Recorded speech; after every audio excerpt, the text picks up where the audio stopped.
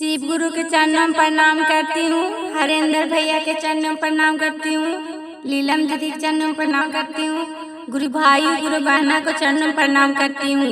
एक भजन देने जा रही हूँ।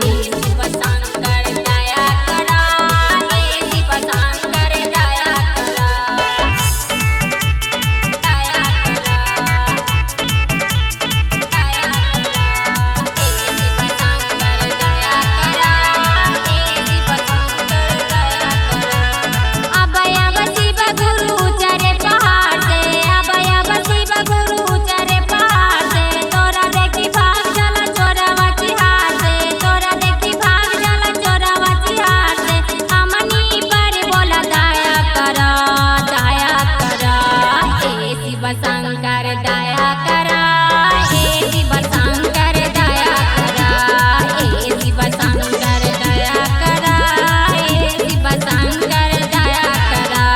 पहला में दया मांगी दूसरा में चर्चा, पहला में दया मांगी दूसरा में चर्चा, तीसरा में प्रणामी कर, प्रणामी कर। हे शिव शंकर दया करा, हे शिव शंकर दया करा,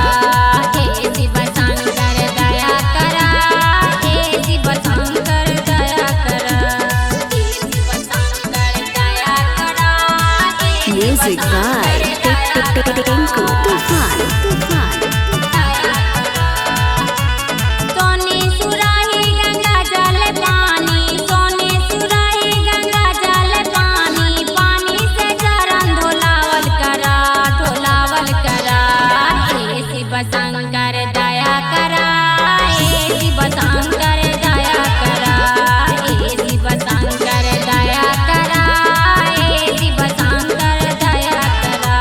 भैया हरेंद्र तीन सूत्र दियाले, भैया हरेंद्र तीन सूत्र दियाले, दीदी लीलाम तीन सूत्र दियाले, दीदी लीलाम तीन सूत्र दियाले। तीन सूत्रा के जपल करा, जपल करा।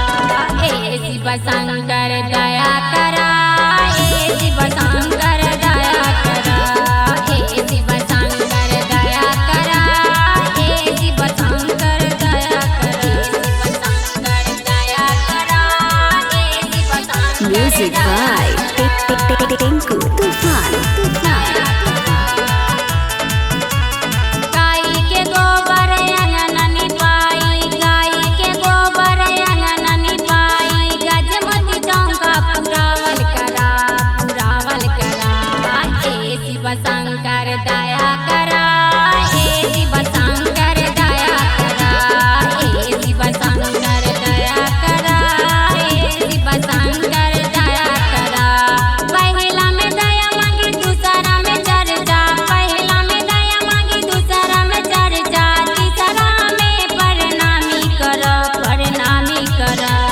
हे शिव शंकर दया करा, हे शिव शंकर दया करा, हे शिव शंकर दया करा, हे शिव शंकर दया करा। अब शिव गुरु चरे पहाड़ से, अब शिव गुरु चरे पहाड़ से, तोरा देखी भाग जला चोरवा चिहार से, तोरा देखी भाग जला चोरवा चिहार से।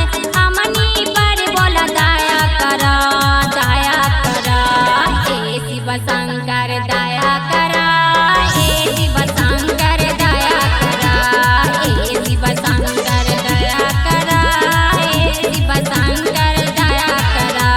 पहला में दया मांगी दूसरा में चर्चा, पहला में दया मांगी दूसरा में चर्चा, तीसरा में प्रणामी कर, प्रणामी कर। हे शिव शंकर दया